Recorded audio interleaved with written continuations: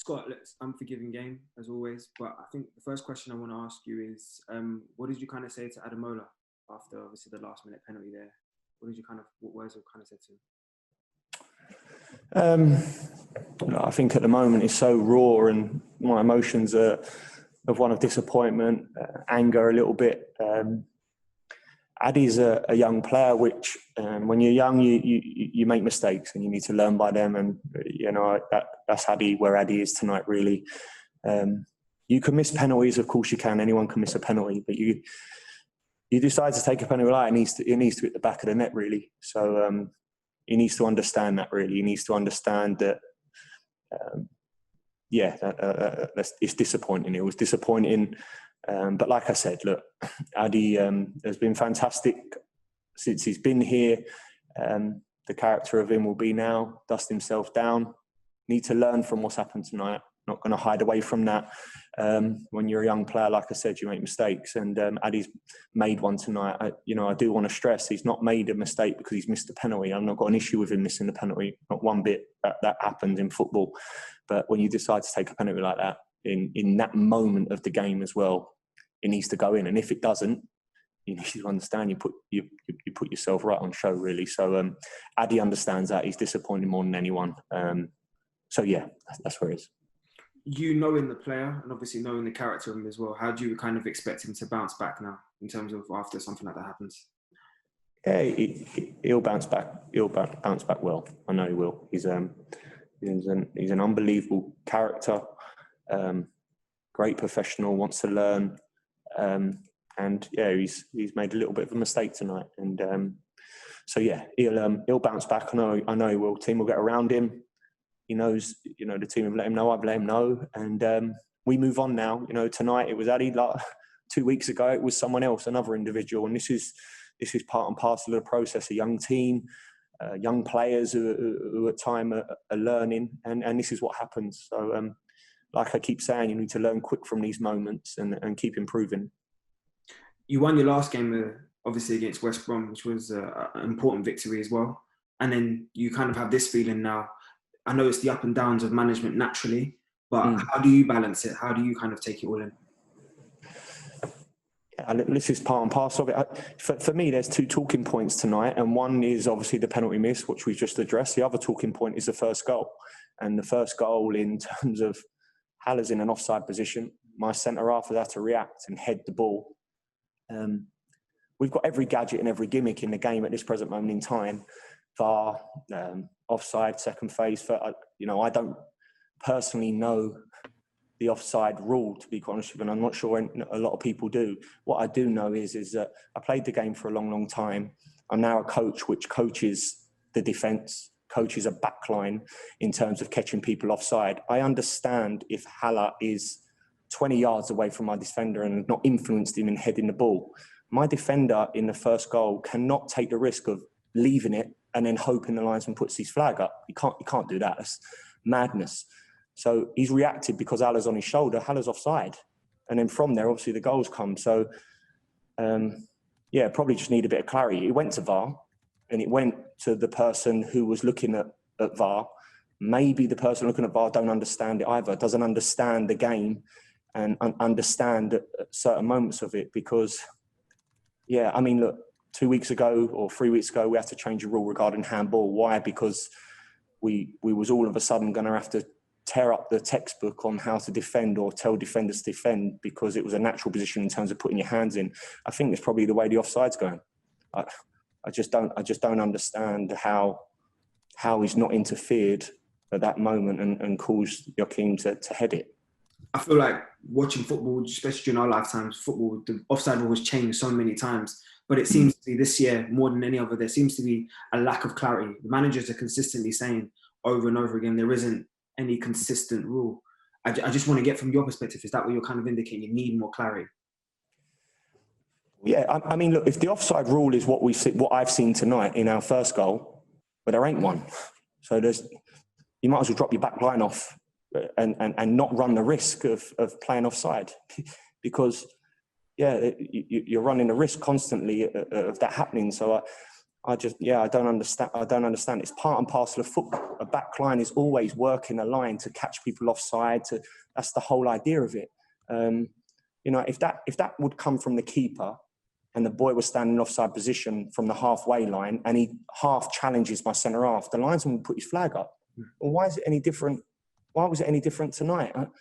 Like I said, I get if people are not interfering, but Haller's clearly in an offside position. He's literally 2 yards away from my centre half, who now can't not run the risk of letting it go, because obviously that's too risky. But I would like to have thought that the VAR or the linesman at that point would have thought, yeah, well, he's definitely interfered because he's made him head it.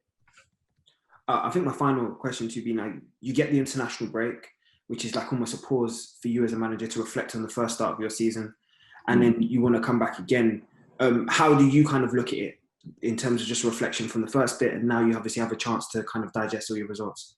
Yeah, look, I think at the start of the season we had some tough results. I always felt the performance has been there. I think over the last few weeks after deadline and having a bit of continuity with the team and working with the team, certainly there's been a lot of improvement. And the fine margins of football tonight. But look, I've been really impressed with how we're going and where we're going and the progression we've made. Of course, there's still loads to learn and loads to come. Disappointed at the moment, angry and everything else. But like always, my main driving message has been this year, come Monday morning, we dust ourselves off, learn from our mistakes, go and fix it on the training ground and come out again and keep pushing and working harder. Respect the honesty tonight, Scott. Enjoy the break, mate. Cheers, mate. Thank you. JD, thank you. We're going to move to writers now. I see a few hands raised. Paul Rowan, please. Hiya, Scott. Have you this season? Have you had any other penalties, and what's happened? I mean, is there been who's the designated penalty taker for the team? Mitrović is a penalty taker. Mitrović was struggling a little bit, so Addy's the second penalty taker. So that's why Addy took the penalty tonight. Yeah, that's it. Was Mitro injured or something? Was he, or just tired, or a bit of both? Yeah, he was injured. Yeah, he was feeling his hamstring. So second one in command in terms of at that moment was Addy. And I presume he had full license to take the penalty any way he chose to, did he? It wasn't like you've said to your players, don't do Panenkas, whatever you do. No, I couldn't. No, that's not.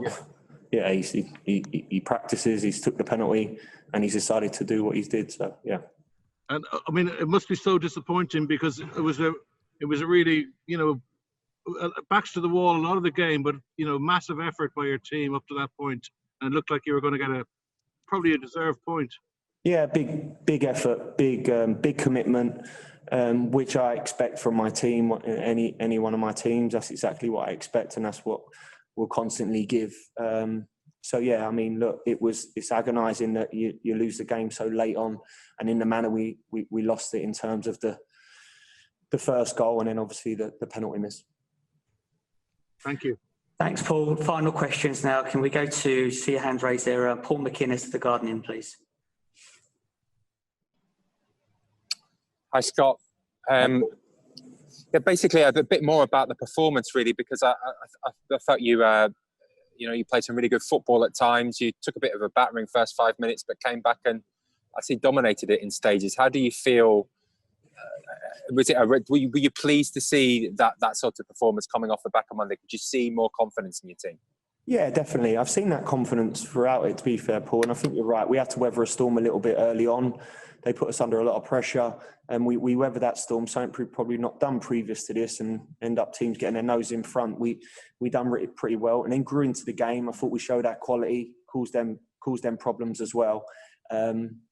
So yeah, overall, my riding factor at the moment is probably a little bit blurred because of the emotion of it, and it's so quick after the game. But hopefully, when it all settles down, I think overall it was a good performance. Of course, no points, and we're disappointed by that, but that's the way it is. We go again. Thanks, Scott. Thanks, Paul. And the final question, please, Rob Moore. I see one more hand. The very last question. Thank you. Just on that clarity, Scott, do you want people like Mike Riley and the PGMOL to sort of clarify that exact rule offside, because it is confusing, and you're right, Haller was interfering with play.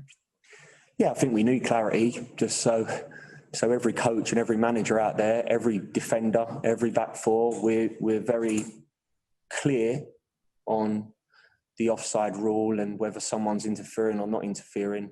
The decision tonight is baffling for me. Like I said, I played football for some time. I'm now coaching defenders. I just don't understand. I don't understand. And you're right, we need clarity on that, because it's a whole swing in terms of how you coach teams, how you now coach defenders.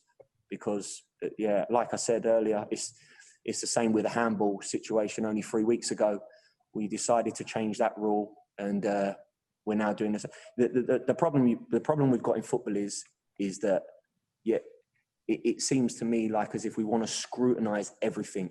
It's like as if, like, let the game breathe.